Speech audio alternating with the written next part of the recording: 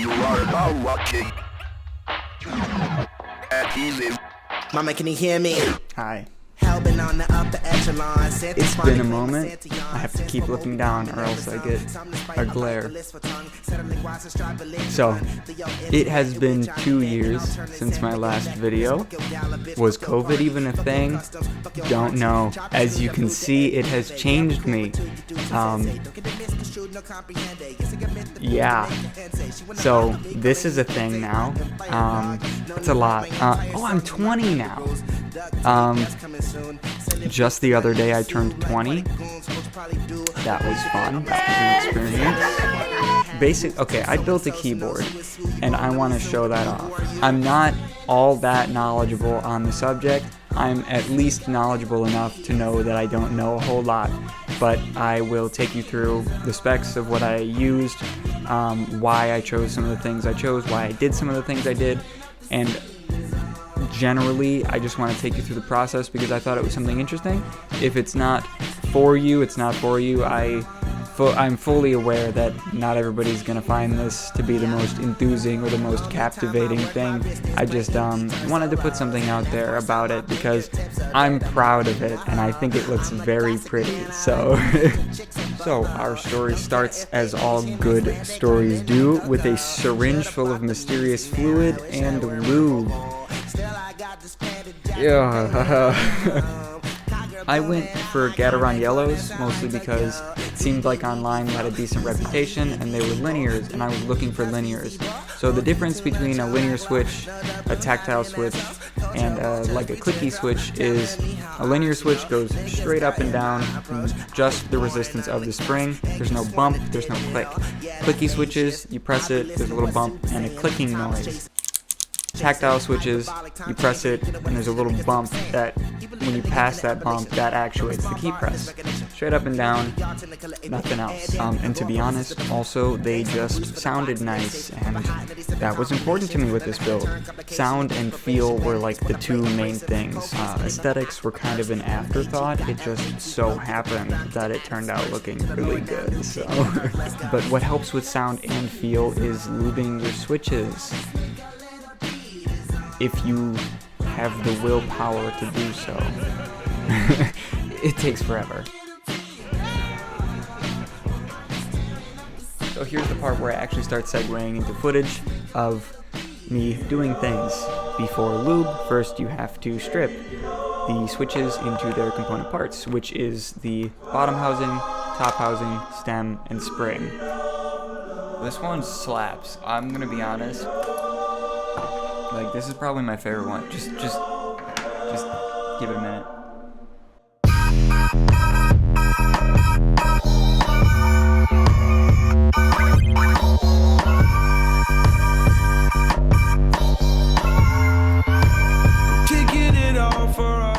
Now that I've used that song and have 2 copyright claims, I guess that's what I get for using Euphoria music. Let's get on to the lubing, because I've been talking this up a lot to not show it for the first 4 minutes of the video. It's actually day 2, by the way. I just put all this stuff back on for continuity, except you can see my acne is progressing. So much for continuity. So basically you start out by squirting the grease into this little dish, because if you have any leftover, you can just close the dish. When it comes to lubing, less is really more. You only take this tiny little blob and use it for the entire bottom housing. And as you can see, I was having some technical difficulties here. This whole setup that I'm using is still very work in progress. It's in the beta stages. I haven't worked out all the kinks yet. So some of this stuff isn't going to be the best lit. It's not going to be the best angles, and I'm sorry for that. Just trying to throw something together. But you can see I'm putting a little bit of lube on these 2 rails and then just a little bit on the copper contacts, and that's pretty much all you need to do for the bottom housing. You just have to do it for as many times as you have keys. And then you do some shit to this spring that honestly feels a little bit dirty. Whichever side of the spring that you just lubed, you can put that on the bottom housing and lube the other side, so you don't need to hold the spring and get your fingers all greasy. Okay, so I don't know what this thing's actually called, but you know, I'll call it a stem holder for now because you use it to hold the stem. I used it to hold most things while I was lubing, but especially for the stem. You grab the stem by the crucifix with this thing. It's just a little cross that you put the keycaps on, and then you really just try to get an even coating on every object that will experience friction. You just use the same small glob that you used for the bottom housing. Distribute half of the glob onto one side of the stem, half on the other side, and then just brush evenly through the rest of the stem. You never really want to see the white of the lube for anything except for the spring. The spring's okay, you just don't want to like absolutely douse it, you know? But for every other thing, if you use too much, you'll feel it. It'll be a little bit slower, mushier. Disassembling the switches and lubing them and putting them all together it took about 5 hours total. 5 hours might seem like a lot, it seems kind of insane, but if you're somebody who can just put on some music and do a repetitive task, it's not too bad. I do a lot of that at work. It's a lot of doing the same thing a bunch of times because we have like 250 iPads, so it wasn't like too bad for me. By no means was it like super fun, but I really wasn't thinking, oh my god, I hate doing this like the entire time. Soldering was actually pretty fun. It's just more interesting to me. You're working with a really hot thing and melting little bits of metal, so like who doesn't want to do that? Before soldering, I have to do the stabilizers, and I'm probably just gonna gloss over that mostly because like who gives a shit. But the stabilizers are the things that go on the longer keys, because if you just had one switch in the middle of like your space bar, it might teeter-totter a little bit, you know? Also, my keycaps arrived like in the middle of me lubing the switches, so that was pretty cool. So here's a quick sound test of a single lubed switch versus a single unlubed switch. Unlubed is first. And as you can see by the waveform in my editing program, you can't even really see the volume of the lubed switch. That's mostly because I recorded with a super low gain, but you can see the difference there at least before you even hear it. And I'm realizing you haven't actually even seen the case of the keyboard yet, so big reveal, here it is.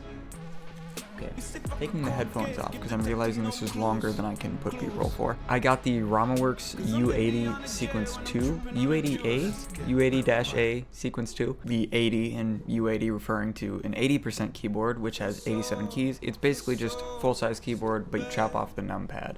There was a first run of different colorways, and I got the second one. I wasn't really following it with the intent to buy it, like you do with most things. Like, for the numpad that I got, I join a Discord, I wait for the release date, and then I buy it like the second it drops, because all of these things are very limited supplies, so they drop them at specific times and they only have limited batches.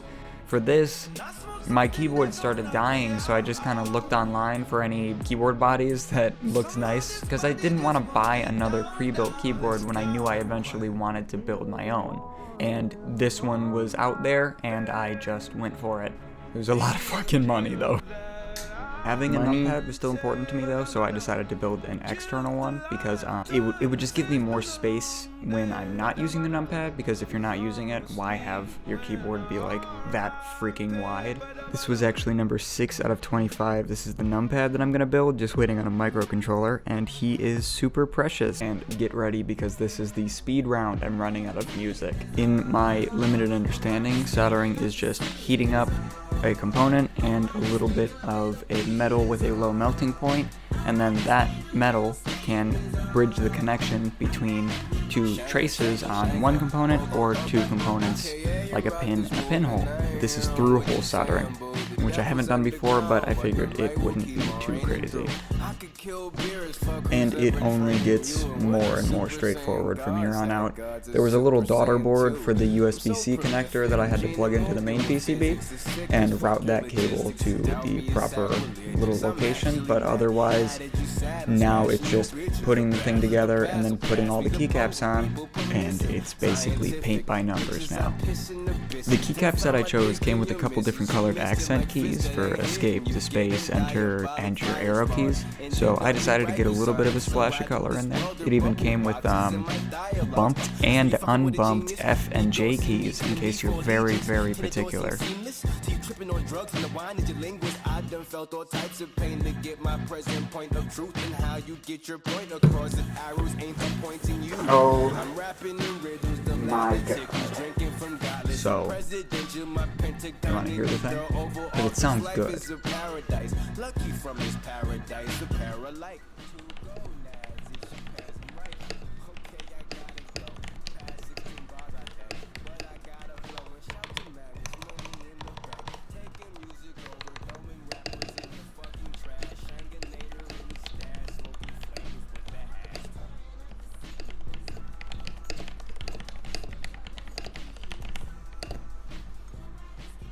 And yes, I know, I type weird, don't mean to brag, but it's actually pretty quick for me, so I honestly don't even want to unplug this and plug my old one back in and shine it under these bright lights, but I must do what must be done, I guess.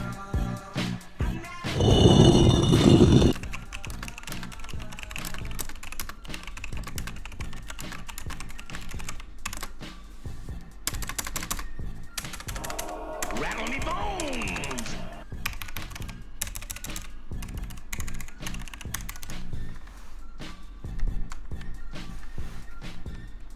Thanks for sitting through my, I don't know, is this my first ever 10-minute video? Maybe.